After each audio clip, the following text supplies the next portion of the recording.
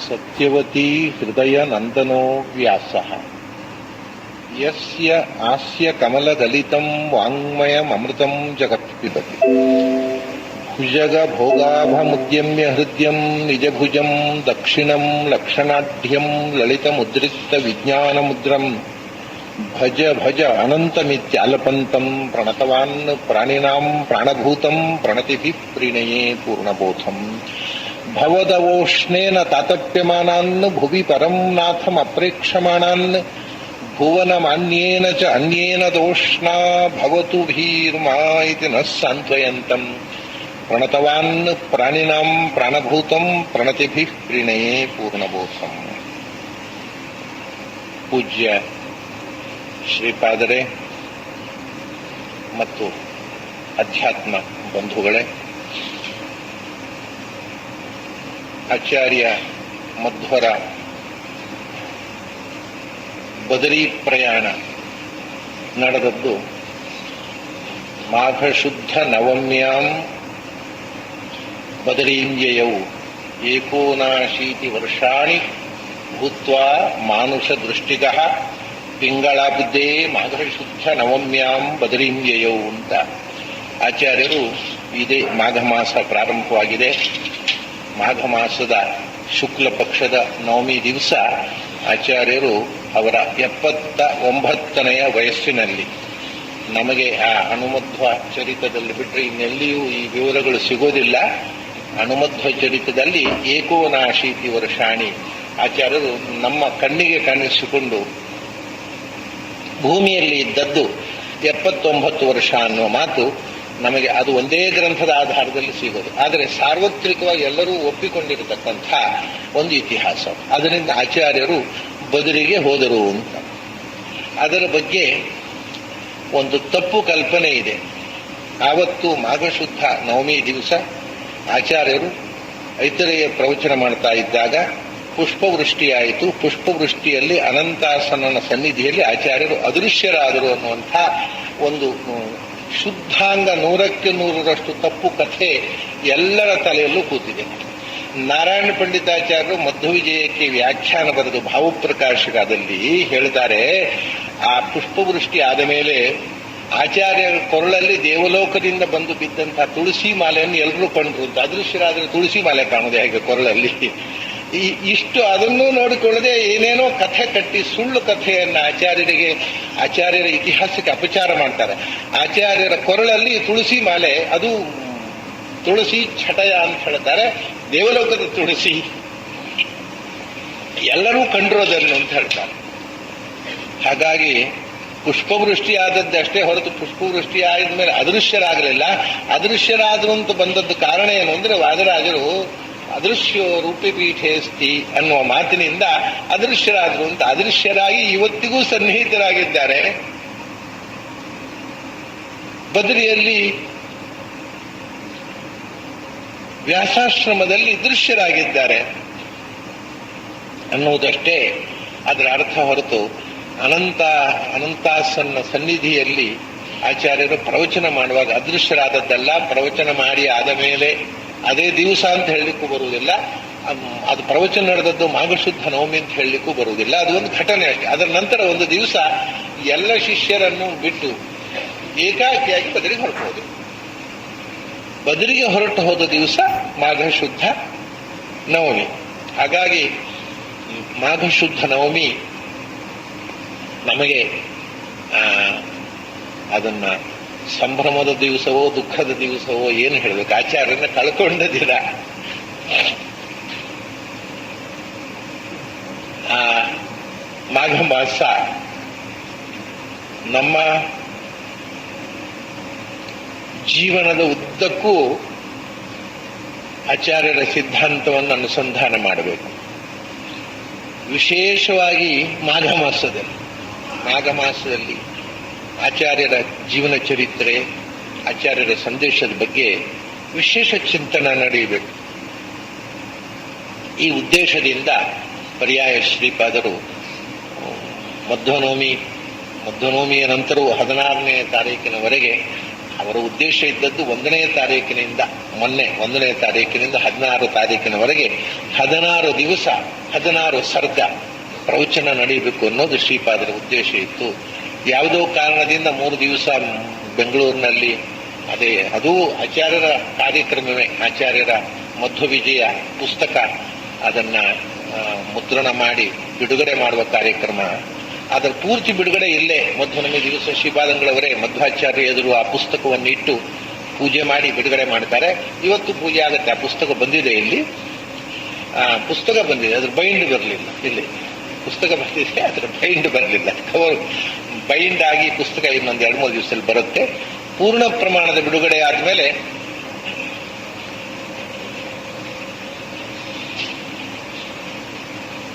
ಹಾಗೆ ಪೂರ್ಣ ಪ್ರಮಾಣದ ಬಿಡುಗಡೆಯನ್ನ ಅದು ಇನ್ನೊಂದು 2-3 ದಿವಸದಲ್ಲಿ ಆ ಪುಸ್ತಕ ಪೂರ್ಣ ಪ್ರಮಾಣದಲ್ಲಿ ಬರುತ್ತೆ. ಬಂದ ಮೇಲೆ ಮಧ್ವಾಚಾರ್ಯ ಸನ್ನಿಧಾನದಲ್ಲಿ ಇಟ್ಟು ಅದನ್ನ ಪೂಜೆ ಮಾಡಿ ಮಧ್ವಾಚಾರ್ಯರಿಗೆ, ಕೃಷ್ಣನಿಗೆ ಮಧ್ವಾಚಾರ್ಯರಿಗೆ ಅರ್ಪಿಸಿ, ಅಲ್ಲಿಂದ ಸರ್ವಮೂಲದ ಜೊತೆಗೆ ಬೆಳಿಗ್ಗೆ ಮೆರವಣಿಗೆಯಲ್ಲಿ ಆ ಪುಸ್ತಕವನ್ನು ತಂದು ದೇವರಿಗೆ ಶ್ರೀಪಾದಂಗಳು, ಪರ್ಯಾಯ ಶ್ರೀಪಾದಂಗಳು ಅರ್ಪಿಸಿದ ಮೇಲೆ ಅದು ಎಲ್ಲರಿಗೂ ಕೈಗೆ ಸಿಗುತ್ತೆ. ನಿನ್ನೆ ಬಿಡುಗಡೆ ಆದರೂ ಪೇಜಾರ ಸ್ವಾಮಿಗಳಿಗೂ ಹೇಳಿದೆ, ನೀವು ಬೆಂಗಳೂರಿನ ಜನಕ್ಕೆ ಒಂದು ಪುಸ್ತಕ ಪ್ರಕಟವಾಗಿದೆ ಅಂತ ಪರಿಚಯಿಸುವುದಕ್ಕೋಸ್ಕರ ಬಿಡುಗಡೆ ಮಾಡಿದ್ದೀರಿ, ನಿಮಗೆ ಕೂಡ ಇವತ್ತು ಕಾಪಿ ಕೊಡೋಲ್ಲ. ಯಾಕಂದ್ರೆ ಕೃಷ್ಣನಿಗೆ ಅರ್ಪಣೆ ಆದ ಮೇಲೆ ಯಾರಿಗಾದ್ರೂ ಕಾಪಿ ಕೊಡೋದು, ಯಾರಿಗೂ ಅದರ ಕಾಪಿ ಕೊಟ್ಟಿಲ್ಲ. ಅದು ಹಾಗೆ ಈ ಇನ್ನು ಮಧ್ವನಮಿ ತನಕ ದಿನ ಪೂಜೆ ನಡೀತಾ ಇರ್ತದೆ ಇಲ್ಲಿ ಕೃಷ್ಣನ ಸನ್ನಿಧಾನದಲ್ಲಿ. ಮಧ್ವನಮಿ ದಿವಸ ವಿಶೇಷ ಅರ್ಪಣೆ ಮಾಡಿ ಆ ಪುಸ್ತಕ ತಮ್ಮ ಕೈಗೆ ಬರುತ್ತೆ. ಆದ್ದರಿಂದ 3 ದಿವಸ ವಿಳಂಬ ಆಯಿತು ಅದರ ಕಾರ್ಯಕ್ರಮಕ್ಕೋಸ್ಕರ. ನಿನ್ನೆ ತನಕ ನಾನು ಬೆಂಗಳೂರಿನಲ್ಲಿ ಇರಬೇಕಾಯಿತು. ನಿನ್ನೆ ಅದು ಕಾರ್ಯಕ್ರಮ 9:30 ಗಂಟೆ ರಾತ್ರಿ ಆಗಿತ್ತು. ಅದು ಮುಗಿಸಿ ತಕ್ಷಣ ಹೊರಟು ಈ ಕಡೆ ಬಂದೆ. ಹಾಗಾಗಿ ಇವತ್ತಿನಿಂದ 16ನೇ ತಾರೀಕಿನವರೆಗೆ ಒಂದು 3 ದಿವಸ ಕಮ್ಮಿ ಆಯಿತು. ಮಧ್ವವಿಜಯದ ಅದು ಮತ್ತೆ 17ನೇ ತಾರೀಕು ಅಲ್ಲಿ ಇರೋ ಕಾರ್ಯಕ್ರಮ ಇದೆ. ನೋಡೋಣ, ಆಚಾರ್ಯ ಸಂಕಲ್ಪ ಹೇಗಿದೆ ನೋಡೋಣ.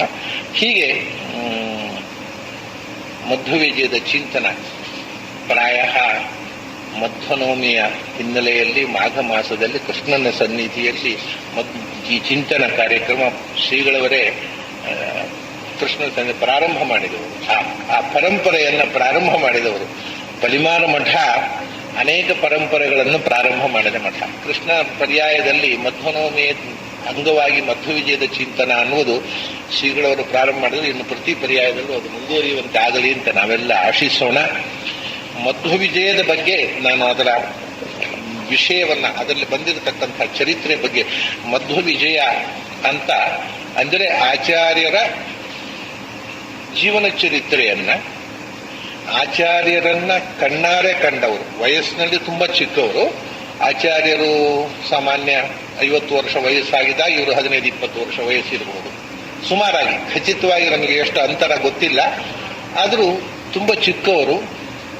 ಆ ಚಿಕ್ಕ ವಯಸ್ಸಿನಿಂದಲೇ ಕುತೂಹಲದಿಂದ ಆಚಾರ್ಯರ ಬಗ್ಗೆ ಅಲ್ಲಿಗೆ ಬಂದಾಗ, ಆಚಾರ್ಯರು ಕಾಸರಗೋಡಿಗೆ ಬಂದಾಗ, ಕಾಸರಗೋಡಿನಲ್ಲಿ ಅವರ ಮನೆ ಇದ್ದದ್ದು. ಇವತ್ತಿಗೂ ಕಾವು ಮಠ ಅಂತ ತಿರುಗುಮಠದಾಚಾರ್ಯ ಮಕ್ಕಳು, ತಿರುಗುಮಠದಾಚಾರ್ಯರು ವಾಸವಾಗಿದ್ದ ಮನೆ ಈಗಲೂ ಇದೆ. ಆಚಾರ್ಯರು ಅಲ್ಲಿಗೆ ಬಂದಾಗ ಕಣ್ಣಾರೆ ಕಣ್ಣರಳಿ ನೋಡಿದ. ಬೇರೆ ಕಡೆಯಲ್ಲಿ ಆಚಾರ್ಯರು ನಡೆದಂತಹ ಘಟನೆಗಳನ್ನ ಅವರ ಜೊತೆಗೆ ಇದ್ದಂಥ ಶಿಷ್ಯರಿಂದ ಕೇಳಿ ತಿಳ್ಕೊಂಡು ಅದನ್ನು ಅವರು ಹೇಳ್ತಾರೆ. ಮಧ್ವವಿಜಯದ ವ್ಯಾಖ್ಯಾನ ಭಾವಪ್ರಕಾಶಿಕದಲ್ಲಿ ಹೇಳ್ತಾರೆ, ನಾನು ನೋಡದೇ ಇದ್ದ ಘಟನೆಗಳನ್ನ ಯಾರು ಆಚಾರ್ಯರ ಜೊತೆಗೆ ಸಂಚಾರಕ್ಕೆ ಹೋಗಿದ್ರು ಅಥವಾ ಅವರು ಒಟ್ಟಿಗಿದ್ರು, ಅವರ ವಿದ್ಯಾರ್ಥಿಗಳು, ಅವರ ಅಭಿಮಾನಿಗಳು, ಅವರು ಒಟ್ಟಿಗೆ ಹೋದವರು, ಅವ್ರ ತರ ಎಲ್ಲ ಕೇಳಿದೆ. ಅವರು ಹೀಗೆ ನಡೆದಿತ್ತಪ್ಪ ಅಂತ ಹೇಳಿದ್ರು. ಅಲ್ಲಿಗೆ ಬಿಡ್ಲಿಲ್ಲ ನಾನು ಅಂತ ಕೇಳಿದಾಗ ನಾನು 5-6 ಜನರ ಹತ್ರ ಕೇಳಿದ್ದೆ. 5-6 ಮಂದಿ ಹತ್ರ ಕೇಳಿದಾಗ 6 ಮಂದಿಯೂ ಒಂದೇ ರೀತಿ ಹೇಳಿದರೆ ಅದನ್ನು ದಾಖಲೆ ಮಾಡಿದ್ದಾನೆ. 6 ಮಂದಿ 6 ಥರ ಹೇಳಿದರೆ ಯಾವುದು ಅಥೆಂಟಿಕ್ ಅಂತ ಗೊತ್ತಾಗೋಲ್ಲ, ಅದು ಬಿಟ್ಟುಬಿಟ್ಟಿದ್ದೇನೆ ಅಂತ ಹೇಳ್ತಾರೆ. ಆಮೇಲೆ ಒಬ್ಬ ಮಾತ್ರ ಹೇಳಿದಾಗ ಉಳಿದವರ ಹತ್ರ ನಮ್ಗೆ ಗೊತ್ತಿಲ್ಲಪ್ಪ, ಅವರೇನೋ ಹೇಳ್ತಾರೆ, ನಾವು ನೋಡಿಲ್ಲ ಅಂತ ಒಬ್ಬನೇ ಆದರೆ ಅದನ್ನು ದಾಖಲೆ ಮಾಡಿಲ್ಲ. 5-6 ಜನರು 5-6 ಥರ ಹೇಳಿದ್ದನ್ನು ದಾಖಲೆ ಮಾಡಿಲ್ಲ. ಆಮೇಲೆ ಮತ್ತೆ ಕೆಲವು 5-6 ಜನರು ಹೇಳಿದ್ದಾರೆ ಅಥವಾ ನಾನು ಪ್ರತ್ಯಕ್ಷ ನೋಡಿದ್ದೇನೆ ಖಚಿತವಾದಂತಹ ಸಂಗತಿ ಆದರೂ ಹೇಳಲಿಲ್ಲ, ಯಾಕಂದ್ರೆ ದೇವಗುಹ್ಯ ಆದ್ದರಿಂದ. ಮತ್ತೆ ಅನೇಕ ಸಂಗತಿಗಳು ಗ್ರಂಥ ಗೌರವ ಭಯದಿಂದ ಹೇಳಲಿಲ್ಲ. ಹಾಗಾದರೆ ಸಂಶಯ ಬರಬಹುದು, ಆಚಾರ್ಯರು ಅವತಾರ ಆಗೋದಕ್ಕಿಂತ ಮುಂಚೆ ದೇವಲೋಕದಲ್ಲಿ ದೇವತೆಗಳು ಪ್ರಾರ್ಥನೆ ಮಾಡಿದ್ದು ಇದೆಲ್ಲ ನಾರಾಯಣ ಪಂಡಿತಾಚಾರ್ಯ ಯಾರು ಹೇಳಿದ್ದು? ಬದರಿಕಾಶ್ರಮಕ್ಕೆ ಆಚಾರ್ಯರು ಹೋಗಿ ವೇದವ್ಯಾಸರ ದರ್ಶನ ಮಾಡಿದ್ದು, ನಾರಾಯಣ ಆಶ್ರಮಕ್ಕೆ ಹೋಗಿ ಅಲ್ಲಿ ನಡೆದ ಸಂಭಾಷಣೆ ಯಾರು ಇರಲಿಲ್ಲ ದರ್ಶಿಗಳು ಪ್ರತ್ಯಕ್ಷ. ಅದನ್ನೆಲ್ಲ ಯಾರು ಹೇಳಿದ್ದು? ಅದಕ್ಕೆ ನಾರಾಯಣ ಪಂಡಿತರು ಹೇಳ್ತಾರೆ, ದೈವೇ ನೈವ ಪರೀಕ್ಷೆತೆ ಅಂತ. ಅದು ದೈವಿ ಘಟನೆಗಳನ್ನ ದೇವತಾನುಗ್ರಹದಿಂದ ನಾನು ತಿಳಿದೆ, ಅಥವಾ ಆಚಾರ್ಯರು ಹೇಳಿರ್ಬೋದು ಹೀಗೆ ನಡೆಯಿತು ಅಂತ. ಅದನ್ನ ಆಚಾರ್ಯರು ಹೇಳಿದ್ದನ್ನ ಅದಕ್ಕೆ ಸಾಕ್ಷಿ ಯಾರು ಅಂತ ಕೇಳುವ ಪ್ರಶ್ನೆ ಇಲ್ಲ. ಆಚಾರ್ಯ ಸೂಕ್ತಾರ್ಥೆ ಸ್ವಯಮೇವ ಪ್ರಮಾಣ, ಅದರ ಮೇಲೆ ಪರೀಕ್ಷೆ ಮಾಡುವ ಪ್ರಶ್ನೆ ಇಲ್ಲ. ಆಚಾರ್ಯರು ಏನು ಹೇಳಿದ್ರು, ಈಗ ಉದಾಹರಣೆಗೆ ಆಚಾರ್ಯರು ಪ್ರವಚನ ಮಾಡ್ತಾ ಇದ್ದಾಗ ಇಲ್ಲೇ ಉಡುಪಿಯಲ್ಲಿ ನಡೆದ ಘಟನೆ, ಆಕಾಶದಲ್ಲಿ ಶೇಷ ಕಾಣಿಸಿಕೊಂಡ. ಅದು ಕೃಷ್ಣ ಪಕ್ಷದ ರಾತ್ರಿ ಇತ್ತು, ಏನು ಬೆಳಕು ಅಂತ ಜನರು ಗಾಬರಿ ಆದರು. ಅವಾಗ ಆಚಾರ್ಯರು ಮೇಲ್ ನೋಡ್ರಿ ಗೊತ್ತಾಗತ್ತೆ ಅಂದ್ರೆ, ಮೇಲ್ ನೋಡಿದರೆ ಯಾವುದೋ ಒಂದು ದೇವತಾ ಮೂರ್ತಿ ಆಕಾಶದಲ್ಲಿ ನಿಂತಿದ್ದು ಇವ್ರು ನೋಡಿದಾಗ ತಕ್ಷಣ ಮರೆಯಾಯಿತು. ಅವಾಗ ಏನು ಕಥೆ ಅದು? ಕೃಷ್ಣ ಪಕ್ಷದಲ್ಲಿ ಯಾವುದೋ ಒಂದು ಬೆಳಕಿನ ಒಂದು ವಿಗ್ರಹ ಕಾಣಿಸಿತು, ಈಗ ಕಣ್ಮರೆಯಾಯಿತು ಏನು ಅಂತ ಹೇಳಿದಾಗ ಅದು ಹಾಗೆ ಆಚಾರ್ಯರು ಹೇಳಿದ್ರು, ನೋಡಪ್ಪ ಅದು ನಾನು ಪ್ರವಚನ ಕೇಳಿದ್ದೆ, ಶೇಷ ಬಂದಿದ್ದ. ಮುಂದೆ ಶೇಷನಿಗೆ ಸನಕಾದಿಗಳಿಗೆ ನಡೆದ ಸಂಭಾಷಣೆ ಅದು ಕೂಡ ಪ್ರಾಯ ಆಚಾರ್ಯರೇ ಹೇಳಿರಬೇಕು, ಇಂಥ ಸಂಭಾಷಣೆ ಮುಂದೆ ನಡೆಯಿತು. ಇದನ್ನೆಲ್ಲ ಅದು ದೈವಿ ಘಟನೆ, ದೇವಲೋಕದ ಘಟನೆ, ಆಚಾರ್ಯರಿಂದ ತಿಳಿದದ್ದು ಅಥವಾ ಅವರ ದಿವ್ಯ ದೃಷ್ಟಿಯಿಂದ ತಿಳಿದದ್ದು. ಅದರ ಬಗ್ಗೆ ನೀವು ಪರೀಕ್ಷೆ ಮಾಡಲಿಕ್ಕೆ ಹೋಗಬೇಡಿ.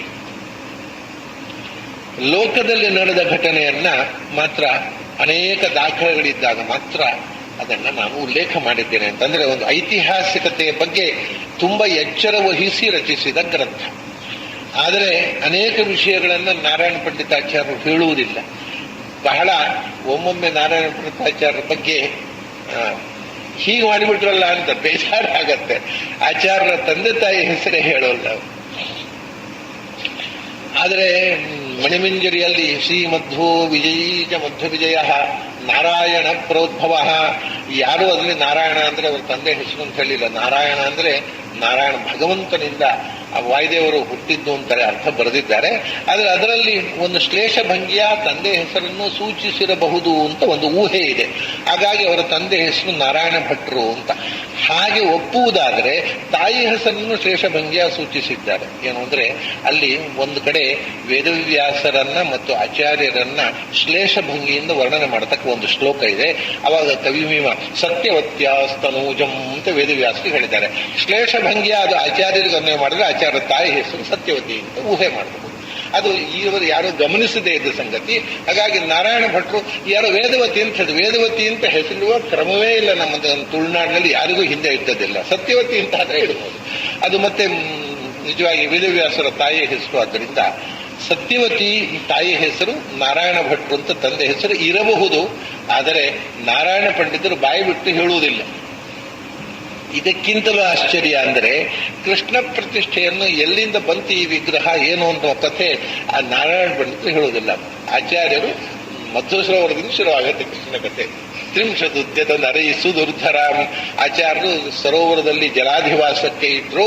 30 ಜನ ಶಿಷ್ಯರು ಬಂದು ಎತ್ತಿದ್ರು. ಆ ವಿಗ್ರಹ ಎತ್ತಲಿಕ್ಕೆ ಬರಲಿಲ್ಲ. ಆವಾಗ ಲೀಲೆಯಾನೆಯ ದಸವು ಎತ್ತಿದ್ರು ಮಠ. ಆಚಾರ್ಯರು ಮಗುವನ್ನ ತಾಯಿ ಎತ್ತಿಕೊಂಡು ಬಂದು ಹಾಗೆ ಎತ್ತಿಕೊಂಡು ಬಂದರು. ಇಷ್ಟೇ ಹೇಳ್ತಾರೆ ಹೊರತು ಅದರ ಪೂರ್ವ ಕಥೆಯನ್ನು ಹೇಳುವುದಿಲ್ಲ. ಇದು ಏನು ಉದ್ದೇಶ ಇರಬಹುದು? ಪ್ರಾಯ ಆಚಾರ್ಯರೇ ಅದು ಮುಂದೆ ವಾದರಾಜರ ಅನಂತರ ಆ ಕಥೆ ಬೆಳಕಿಗೆ ಬರುತ್ತೆ, ಇವಾಗ ಹೇಳಬೇಡಿ ಅಂತ ಆಚಾರ್ಯರು ವಿರೋಧ ಮಾಡಿರಬೇಕು. ಕೆಲವು ವಿಷಯಗಳನ್ನು ಆಚಾರ್ಯ ಅನುಮತಿ, ಅದೇ ದೇವಗುಷ್ಯತ್ವ ನಿಶ್ಚಯ ಆದಂತ ಆಚಾರ್ಯ ಅನುಮತಿ ಕೊಡದೇ ಇದ್ದದ್ರಿಂದ ಅದನ್ನು ಹೇಳದೇ ಇರಬಹುದು. ಹೀಗೆ ಅನೇಕ ಬಹಳ ಮುಖ್ಯ ಸಂಗತಿಗಳನ್ನು ಕೂಡ ಹೇಳದೆ ಸಂಯಮ ವಹಿಸ್ತಾರೆ ನಾರಾಯಣ ಪಂಡಿತರು. ಅದಕ್ಕೆ ಕೆಲವು ದೇವಗುಹ್ಯ ಅಂತ ಕಾರಣ ಹೇಳಿದ್ದಾರೆ. ಆದರೆ ತಂದೆ ತಾಯಿ ಹೆಸರು ಹೇಳುವುದಕ್ಕೆ ದೇವಗುಹ್ಯ ಅಲ್ಲ. ಆ ಕಾಲದ ಎಲ್ಲರಿಗೂ ಹೆಸರು ಗೊತ್ತಿತ್ತು, ದೇವತೆಗಳಿಗೆ ಮಾತ್ರ ಅಲ್ಲ. ಆದರೆ ಯಾಕೋ ನಾರಾಯಣ ಪಂಡಿತರಿಗೆ ಅದು ಹೋಗ್ಕೊಳ್ಳಿ. ಆಚಾರ್ಯರ, ಈಗ ನಾನು ಶ್ರೀಗಳ ಹೊತ್ತು ಮಾತಾಡ್ತಾ ಬರ್ತಾ ಹೇಳಿದೆ, ನಾನು ಆಚಾರ್ಯರ ಆಶ್ರಮ ನಾಮಧೇಯವನ್ನ, ಆಚಾರ್ಯರ ಗುರುಗಳ ಆಶ್ರಮ ನಾಮಧೇಯವನ್ನು ಮಧ್ವದಲ್ಲಿ ಎಲ್ಲಿಯೂ ಹೇಳಲಿಲ್ಲ. ಅದು ಉಳಿದವರ ಹೆಸರು. ಆಚಾರ್ಯರ ಆಶ್ರಮ ನಾಮಧೇಯ ಪೂರ್ಣ ಪ್ರಜ್ಞಾ ಅಂತ. ಇಡೀ ಮಧ್ವದಲ್ಲಿ ಪೂರ್ಣ ಪ್ರಜ್ಞಾ ಅನ್ನೋ ಶಬ್ದ ಬಳಸಲಿಲ್ಲ ಅವರು, ಪೂರ್ಣಬೋಧ ಅಂತ ಹೇಳ್ತಾರೆ.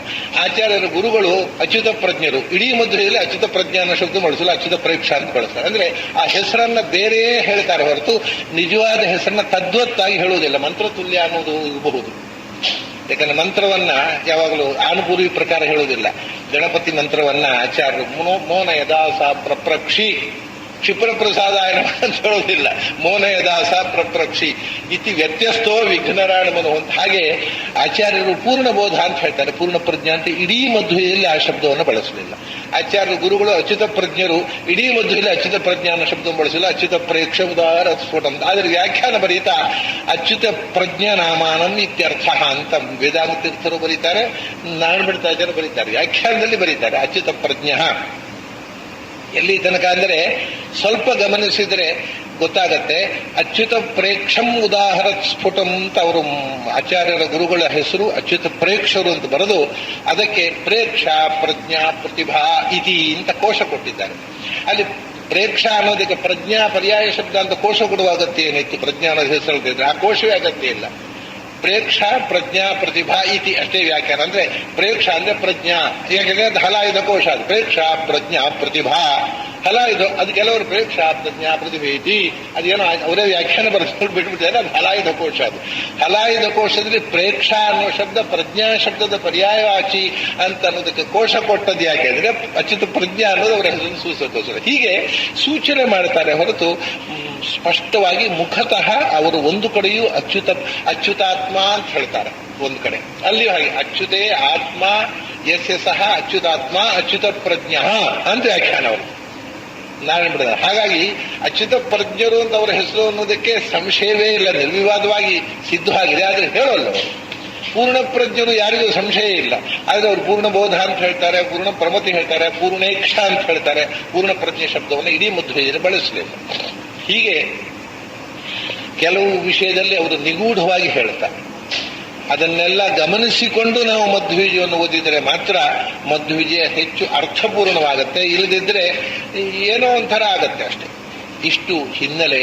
ಆಮೇಲೆ ಇನ್ನೊಂದು ವಿಷಯ ಏನಂದ್ರೆ, ಆಚಾರ್ಯರ ಜೀವನ ಚರಿತ್ರೆಯನ್ನ ದಾಖಲೆ ಮಾಡಿದವರು, ಇವಾಗ ಬೇರೆ ಮತಾಚಾರ್ಯರ ಜೀವನ ಚರಿತ್ರೆಯನ್ನು ಬರೆದವರಿದ್ದಾರೆ. ಆದರೆ ನಮಗೆ ಈಗ ತಿಳಿದಂತೆ ಆಯಾ ಮತಾಚಾರ್ಯರ ಸಮಕಾಲೀನರು ಬರೆದ ಜೀವನ ಚರಿತ್ರೆ ಇಲ್ಲ. ಆ ನಂತರ ಕಥೆಗಳು ಕೇಳಿ, ಕಥೆಗಳಿಗೆ ಬಾಲ ಪುಕ್ಕ ರೆಕ್ಕೆ ಎಲ್ಲ ಹುಟ್ಟಿ ಅದನ್ನ ಸೇರಿಸಿಕೊಂಡು ಬರೆದವರೇ ಇರುವುದು ಹೊರತು ಆ ಕಾಲದಲ್ಲಿ ಅದನ್ನು ಕಂಡು ದಾಖಲೆ ಮಾಡಿದವರು ಪ್ರಾಯ ಬೇರೆ ಯಾರದ್ದು ಇಂಥ ಜೀವನ ಚರಿತ್ರೆ ಆದದ್ದು ಪ್ರಾಯ ಇಲ್ಲ. ಆದ್ದರಿಂದಲೇ ನಾವು ಇದನ್ನು ಒಂದು ಗಮನಿಸಬೇಕಾದ್ದು, ಸುಮಾರು ಇದು ಮಧ್ವವಿಜಯ ನಿರ್ಮಾಣ ಆದ ಮೇಲೆ ಸುಮಾರು 10-15 ಶಂಕರ ವಿಜಯರು ನಿರ್ಮಾಣ ಆಗಿದ್ದಾರೆ. ಮಧ್ವವಿಜಯ ನಿರ್ಮಾಣ ಆದ ಮೇಲೆ ಮಧ್ವಾಚಾರ್ಯ ಜೀವನ ಚರಿತ್ರೆ ಪ್ರಿಂಟ್ ಆಯಿತು, ನಮ್ಮ ಆಚಾರದಿಲ್ವಲ್ಲ ಅಂತ 10-15 ಜನ ಬರೆದಿದ್ದಾರೆ. ಆದರೆ ಸಮಾಜ 15 ಜನ 15 ಥರ ಬರೆದಿದ್ದಾರೆ, ಒಂದಕ್ಕೊಂದಕ್ಕೆ ಸಮಗತಿ ಇಲ್ಲ. ಹಾಗಾಗಿ ಅದು ಯಾವುದೂ ಐತಿಹಾಸಿಕ ಅಲ್ಲ. ಒಬ್ಬ ವಿಮರ್ಶಕ ನೋಡಿದರೆ 15 ಒಂದರಲ್ಲಿ ಶಂಕರಾಚಾರ್ಯ 32 ವರ್ಷ ಬದುಕಿದರೆ ಒಂದರಲ್ಲಿ 100 ವರ್ಷ ಬದುಕುತ್ತಾರೆ, ಒಂದರಲ್ಲಿ ಕಾಲಡಿಯಲ್ಲಿ ಹುಟ್ಟಿದರೆ ಒಂದರಲ್ಲಿ ಚಿದಂಬರದಲ್ಲಿ ಹುಟ್ಟುತ್ತಾರೆ. ಅದು ಒಬ್ಬರೇ ಹಾಗೆ ಎರಡೆರಡು ಕಡೆ ಹುಟ್ಟುವುದು ಹೇಗೆ? ಅಂದ್ರೆ ಅವು ಸ್ವತಃ ಅಪ್ರಮಾಣ ಅನ್ನೋದು ಪರಸ್ಪರ ವ್ಯಾಹತಿಯಿಂದಲೇ ಸಿದ್ಧವಾಗುವ ರೀತಿಯಲ್ಲಿ ಆ ಗ್ರಂಥಗಳು ನಿರ್ಮಾಣವಾಗಿವೆ. ಅವರವರಿಗೆ ಬೇಕಾದ ಹಾಗೆ ಕಥೆಗಳು ಬರ್ಕೊಂಡು ಹೋಗಿದ್ದಾರೆ. ಇದು ಹಾಗಲ್ಲ. ಈ ತಮಾಷೆ ಏನಂದ್ರೆ, ನಾರಾಯಣ ಪಂಡಿತಾಚಾರ್ಯರು ಹೇಳಿದ ಕಥಾ ಭಾಗದಲ್ಲಿ ಅನಂತರದವರು ಯಾರೂ ಬದಲಿಸಲಿಲ್ಲ. ಈಗ ನಾರಾಯಣ ಪಂಡಿತಾಚಾರ್ಯ ಹೇಳದೇ ಇದ್ದ ಕಥೆಗಳಲ್ಲಿ ಅದೇ ಈ ಹೇಳಿದ್ದೇ ಬದಲಾವಣೆ ಆದದ್ರಿಂದ ಇದು ಅನಂತೇಶ್ವರದ ಅದೃಶ್ಯರಾದದ್ದು ಅನ್ನೋ ಒಂದು ಕಟ್ಟಕಥೆ ಬಿಟ್ರೆ ಮತ್ಯಾವುದು ಅದು ನೋಡ್ಲಿಲ್ಲ. ಭಾವಪ್ರಕಾಶಕ ನೋಡ್ಲಿಲ್ಲ ಆ ಕಥೆ ಕಟ್ಟಿದವರು. ಮತ್ತೆ ಕೃಷ್ಣನ ಬಗ್ಗೆ ಹಡಗು ಬಂತು, ಕಾವಿಶಾಟಿ, ಅದು ಅವರು ಹೇಳದೇ ಇದ್ದ ಕಥೆ. ಹೇಳದಿದ್ದ ಕಥೆಯನ್ನು ಯಾರೋ ಸ್ಥಳ ಪುರಾಣಿಕರು ಕಥೆ ಕಟ್ಟಿದ್ರು. ಆದರೆ ನಾರಾಯಣ ಪಂಡಿತರು ಹೇಳಿದ ಕಥೆಯನ್ನು ಆನಂತರದವರು ಕಥಾಂತರ ಮಾಡಿ ಮಧ್ವವಿಜಯಕ್ಕೆ ವಿರುದ್ಧವಾಗಿ ಇನ್ನೊಂದು ಕಥೆ ಯಾರೂ ಬರೆದದ್ದಿಲ್ಲ. ಅದು ಹಾಗಾಗಿ ಒಂದು ದೃಷ್ಟಿಯಿಂದ ಆ ಮತಾಚಾರ್ಯರ ಜೀವನ ಚರಿತ್ರೆಯಲ್ಲಿ ಅತ್ಯಂತ ಕಾಳಜಿಯಿಂದ ಇತಿಹಾಸದ ಬಗ್ಗೆ ಶ್ರದ್ಧೆಯಿಂದ ರಚನೆಯಾದ ಗ್ರಂಥ ಅನ್ನೋ ಮಹತ್ವವನ್ನು ನಾವು ಇದು ನೋಡಬೇಕು. ಮತ್ತು ಅನಂತರ ಎಲ್ಲ ಮತಾಚಾರ್ಯ ಜೀವನ ಚರಿತ್ರೆಯು ಬಹುತೇಕ ಇದನ್ನು ನೋಡಿ ಬರೆದದ್ದು ಹೊರತು ಇದರ ಮೊದಲು ಬರೆದದ್ದಲ್ಲ. ಇಷ್ಟು ವೈಶಿಷ್ಟ್ಯ. ಹಾಗಾಗಿ ಮತಾಚಾರ್ಯರ ಜೀವನ ಚರಿತ್ರೆಯನ್ನು ಮುಂದಿನ ಜನಾಂಗಕ್ಕೆ ನಾವು ಕೊಡಬೇಕು ಅನ್ನುವಂತಹ ಒಂದು ಪರಂಪರೆಯನ್ನು ಹಾಕಿಕೊಟ್ಟವರು ನಾರಾಯಣ ಪಂಡಿತಾಚಾರ್ಯ ಅಂತ ಹೇಳಿದರೂ ತಪ್ಪಾಗುವುದಿಲ್ಲ. ಅಷ್ಟು ಅಂದ್ರೆ ಆ ಒಂದು ಸಂಸ್ಕೃತ ಸಾಹಿತ್ಯದಲ್ಲಿ ಬಯೋಗ್ರಫಿ, ಜೀವನ ಚರಿತ್ರೆಯ ಒಂದು ಪರಂಪರೆಯನ್ನ, ಅದು ಐತಿಹಾಸಿಕ ಪ್ರಜ್ಞೆಯ ಜೊತೆಗೆ ಬರೇ ಹೊಗಳಿಕೆಯ ಅಲ್ಲ, ಬರೆದಿರತಕ್ಕಂಥ ಗ್ರಂಥ ಮಧ್ವವಿಜಯ. ನಾವು ಮಾಘ ಮಾಸ ಆಚಾರ್ಯರ ನಿರ್ಯಾಣದ ದಿನದ ಸಮೀಪದ ಆಚೆ ಈಚೆ ದಿನಗಳಲ್ಲಿ ಆ ಮಧ್ವವಿಜಯದ ಕೆಲವು ಭಾಗಗಳನ್ನು ಅನುಸಂಧಾನ ಮಾಡೋಣ. ಮಧ್ವವಿಜಯದಲ್ಲಿ ಪ್ರಾರಂಭದಲ್ಲಿ ಅವರು ನಾರಾಯಣನ ಸ್ತೋತ್ರ ಮಾಡುತ್ತಾರೆ. ಎರಡನೇ ಶ್ಲೋಕದಲ್ಲಿ ಕೃಷ್ಣನ ಮತ್ತು ವೇದವ್ಯಾಸನ ಸ್ತೋತ್ರ ಮಾಡ್ತಾರೆ. ಆಚಾರ್ಯರಿಗೆ ದರ್ಶನ ಕೊಟ್ಟಂಥ ಮೂರು ರೂಪಗಳಾಯ್ತು ಅಲ್ಲಿಗೆ. ನಾರಾಯಣ ಬದರಿಯಲ್ಲಿ ದರ್ಶನ ಕೊಟ್ಟ, ಅದನ್ನು ಮೊದಲು ನಾರಾಯಣಾಯ ನಮಸ್ಕರೋಮಿ ಅಂತ ಹೇಳಿ ಆದ್ಮೇಲೆ ಅವರು ಪ್ರತಿಷ್ಠೆ ಮಾಡಿದ ಕೃಷ್ಣ, ಅವರು ದರ್ಶನ ಮಾಡಿದ ವೇದವ್ಯಾಸರು. ವೇದವ್ಯಾಸರ ಮತ್ತು ಕೃಷ್ಣ ಬದರಿ ನಾರಾಯಣನೂ ಆಯಿತು, ನಾರಾಯಣಾಶ್ವದ ನಾರಾಯಣನೂ ಆಯಿತು. ಆಚಾರ್ಯರು ನೇದೃಶಂ ಸ್ಥಳಮಲಂ ಶಮಲಗ್ರಹಂ, ಬದರಿಯಂತಹ ಪುಣ್ಯಕ್ಷೇತ್ರ ಇಲ್ಲ, ನಾರಾಯಣನಿಗೆ ಸಾಟಿಯಾದ ದೇವರಿಲ್ಲ ಅಂತ ಹೇಳಿದವರು. ಆದ್ರಿಂದ ಬದರಿ ನಾರಾಯಣ ಆಚಾರ್ಯರಿಗೆ ಅತ್ಯಂತ ಪ್ರಿಯ, ಅಲ್ಲಿಯ ದೇವಾಲಯದಲ್ಲಿ ಸನ್ನಿಹಿತವಾಗಿರ್ತಕ್ಕ ಪ್ರತೀಕ. ಮತ್ತು ನಾರಾಯಣಾಶ್ರಮದ ನಾರಾಯಣ ದರ್ಶನವನ್ನು ಸ್ವತಃ ಆಚಾರ್ಯರು ಮಾಡಿ ಅವರ ಆಜ್ಞೆ ಪಡೆದು ಗ್ರಂಥ ರಚನೆ ಮಾಡಿದವರು ಮತ್ತೆ ಭೂಮಿಗೆ ಬಂದು. ಅಂಥ ನಾರಾಯಣನ ನಮಸ್ಕಾರ. ಅದಾದ ಮೇಲೆ ಕೃಷ್ಣ ಅವರು ಆಚಾರ್ಯರು ತಂದು ಪ್ರತಿಷ್ಠೆ ಮಾಡಿದ ಆಚಾರ್ಯರಿಗೆ ಒಲಿದ ಕೃಷ್ಣ ಮತ್ತು ಆಚಾರ್ಯರು ಯಾರ ಬಳಿ ಶಾಸ್ತ್ರಗಳನ್ನು ಮತ್ತೆ ಮನನ ಮಾಡಿದರೋ ಮತ್ತು ಈಗ ಮತ್ತೆ ಹೋಗಿ ಯಾರ ಬಳಿಯೇ ಹೋಗಿ ನೆಲೆಸಿದ್ದಾರೋ ಅಂಥ ವೇದವ್ಯಾಸರ ಸ್ತುತಿ. ಕೃಷ್ಣ ವೇದವ್ಯಾಸ ಇಬ್ಬರನ್ನ ಕೃಷ್ಣಾಯ ಕೃಷ್ಣಾರಮಣ ಪ್ರಿಯಾಯ ಅಂತ ಒಂದೇ ಶ್ಲೋಕದಲ್ಲಿ, ಕೃಷ್ಣ ಅಂದ್ರೆ ವೇದವ್ಯಾಸ ದ್ವೈಪಾಯನ, ಕೃಷ್ಣ ದ್ವೈಪಾಯನರು ಹೌದು, ವಾಸುದೇವ ಕೃಷ್ಣನನ್ನು ಸ್ತೋತ್ರ ಮಾಡಿ, ಅದರ ನಂತರ ಯಾರ ಚರಿತ್ರೆಯನ್ನು ತಾನು ಬರೀತೇನೋ ಅಂತ ಆಚಾರ್ಯ ಮಧ್ವರ ಸ್ತೋತ್ರ ಮಾಡಿ, ಅದರ ನಂತರ ಪ್ರಾಯ ಮಾಧ್ವ ಪರಂಪರೆಯಲ್ಲೇ ಆಚಾರ್ಯರಿಗೆ ಅತ್ಯಂತ ಹೆಚ್ಚು ಪ್ರೀತಿ ಪಾತ್ರರು ಮತ್ತು ಮಾಧ್ವ ಪರಂಪರೆಗೆ ಅತ್ಯಂತ ಶ್ರೇಷ್ಠ ಕೊಡುಗೆ ಕೊಟ್ಟವರು ತ್ರಿವಿಕ್ರಮ ಪಂಡಿತಾಚಾರ್ಯ. ತ್ರಿವಿಕ್ರಮ ಪಂಡಿತಾಚಾರ್ಯರು ಆಚಾರ್ಯರಿಗೆ ಅತ್ಯಂತ ಪ್ರೀತಿ ಪಾತ್ರ ಶಿಷ್ಯರು. ಯಾಕೆಂದ್ರೆ ಆಚಾರ್ಯರು ತನ್ನ ಬ್ರಹ್ಮಸೂತ್ರ ಭಾಷ್ಯಕ್ಕೆ ವ್ಯಾಖ್ಯಾನ ಬರೀಲಿಕ್ಕೆ ಅವರ ಶಿಷ್ಯರ ಹತ್ರ ಯಾರ ಹತ್ರ ಆದ್ರೂ ಹೇಳ್ಬಹುದಿತ್ತು. ಸನ್ಯಾಸಿ ಶಿಷ್ಯರು ಇದ್ರು 9 ಮಂದಿ, ಆದರೆ ಅವರು ವ್ಯಾಖ್ಯಾನ ಬರೀಲಿಕ್ಕೆ ಹೇಳಿದ್ದು ತ್ರಿವಿಕ್ರಮ ಪಂಡಿತಾಚಾರ್ಯ ಹತ್ರ. ಯಾವ ಸನ್ಯಾಸಿ ಶಿಷ್ಯರು ಬರೆದಿದ್ದಾರೆ, ಆದ್ರೆ ಆಚಾರ್ಯ ಬರೀಲಿಕ್ಕೆ ಹೇಳಿದ್ದು ಶಿಷ್ಯನ ಹತ್ರ ಯಾವ ಶಿಷ್ಯರು ತೊಲತು ಅವ್ರು ಹೇಳ್ತಾರೆ. ತ್ರಿವಿಕ್ರಮ ಪಂಡಿತಾಚಾರ್ಯ ಹೇಳ್ಕೊಡ್ತಾರೆ, ಆಜ್ಞಾಬಲ ಅತಿಶಿ ಲೇಷತ ಏಷ ತೇಷಾಂ. ನನ್ನ ಹತ್ರ ವ್ಯಾಖ್ಯಾನ ಬರೀಲಿಕ್ಕೆ ಹೇಳಿದ್ರು, ತನಗೆ ಅದನ್ನು ಅರ್ಥ ಮಾಡಿಕೊಳ್ಳುವ ಯೋಗ್ಯತೆ ಇಲ್ಲ, ಆದ್ರೂ ಆಚಾರ್ಯ ಆಜ್ಞೆ ಇದೆ ಅಂತ ಅವ್ರು ಬರೆಸ್ತಾರೆ, ನನ್ನ ಹತ್ರ ನುಡಿಸ್ತಾರೆ ಅಂತ ಬರೀತೇನೆ. ಹೀಗೆ ಆಚಾರ್ಯರಿಗೆ ಅತ್ಯಂತ ಪ್ರೀತಿಪಾತ್ರರಾದವರು ಮತ್ತು ಮಧ್ವ ಸಿದ್ಧಾಂತಕ್ಕೆ ಆ ಮನೆತನದ ಕೊಡುಗೆಯೇ ಅತ್ಯದ್ಭುತ. ತ್ರಿವಿಕ್ರಮ ಪಂಡಿತಾಚಾರ್ಯ ಬ್ರಹ್ಮಸೂತ್ರಕ್ಕೆ ಭಾಷ್ಯ ಬರೆದರು. ಆಮೇಲೆ ಮಂತ್ರ ತುಲ್ಯವಾದ ವಾಯುಸ್ತುತಿ ವಿಷ್ಣು ಸ್ತುತಿಯನ್ನು ಕೊಟ್ಟರು.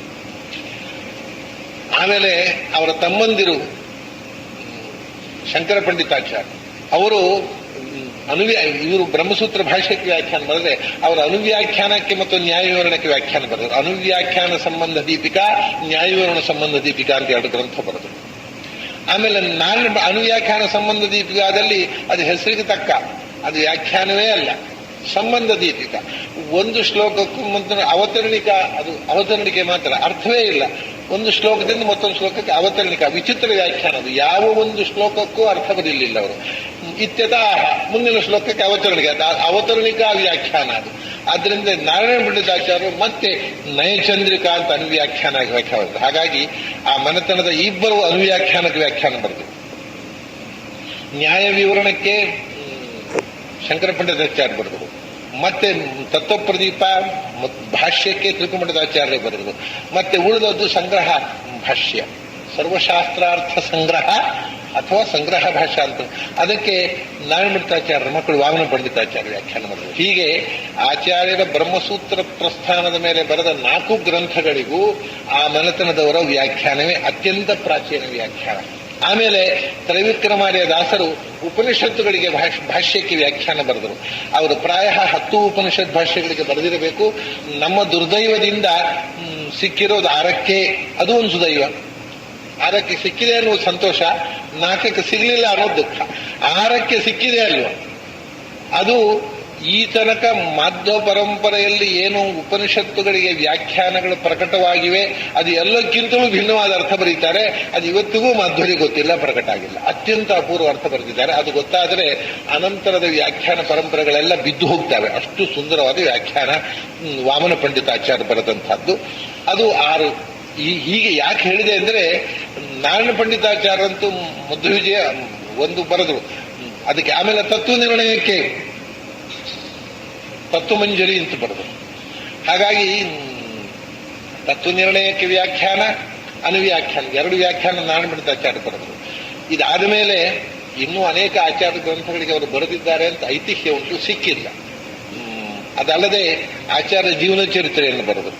ಆಮೇಲೆ ರಾಮಾಯಣವನ್ನ ಮತ್ತು ವಾಲ್ಮೀಕಿ ರಾಮಾಯಣವನ್ನ ಮತ್ತು ಆಚಾರ್ಯರು ಮಧ್ವ ರಾಮಾಯಣವನ್ನ ಸಮನ್ವಯ ಮಾಡಿ ಸಂಗ್ರಹ ರಾಮಾಯಣ ಬರೆದರು. ಆಮೇಲೆ ಅನೇಕ ನರಸಿಂಹಸ್ತುತಿ, ಶಿವಸ್ತುತಿ ಅಂತ ಅತ್ಯಂತ ಸುಂದರವಾದ ಸ್ತೋತ್ರ ಕಾವ್ಯಗಳನ್ನು ರಚಿಸಿದರು.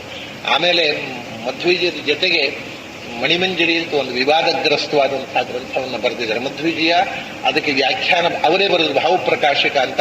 ಆಮೇಲೆ ಮಧ್ವವಿಜಯದ ಸಂಗ್ರಹ ಪ್ರಮೇಯ ಮಾಲಿಕ ಅಂತ ಬರೆದರು. ಅದು ಇಷ್ಟೂ ಗ್ರಂಥಗಳು ರಚನೆ ಆದ ಮೇಲೆ ಮಣಿಮಂಜರಿ ಬರೆದರು. ಯಾಕೆ ಅಂದರೆ ಮಧ್ವವಿಜಯದ ಪೂರ್ವ ಕಥೆ ಏನು, ಮಧ್ವಾಚಾರ್ಯ ಅವತಾರ ಮಾಡಬೇಕಾದ ಅಗತ್ಯ ಏನು ಬಂತು ಅನ್ನುವ ಪೂರ್ವ ಕಥೆಯನ್ನ ಹೇಳುವುದಕ್ಕೋಸ್ಕರ. ಅದು ಒಂದು ದೃಷ್ಟಿಯಿಂದ ಶಂಕರ ವಿಜಯ ಅಲ್ಲ, ಶಂಕರ ಪರಾಜಯ ಅದು.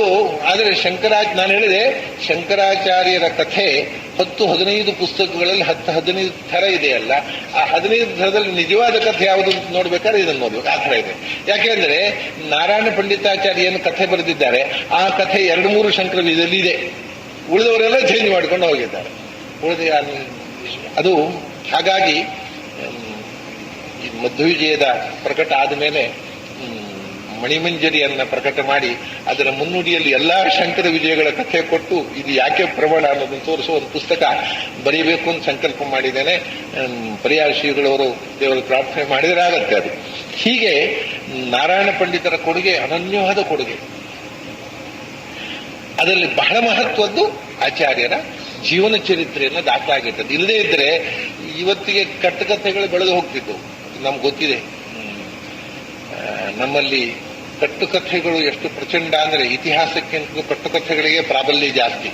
ಇತಿಹಾಸವನ್ನು ಹೇಳಿದರೂ ನಂಬಲ್ಲ, ಕಟ್ಟುಕಥೆಯನ್ನು ನಂಬ್ತಾರೆ.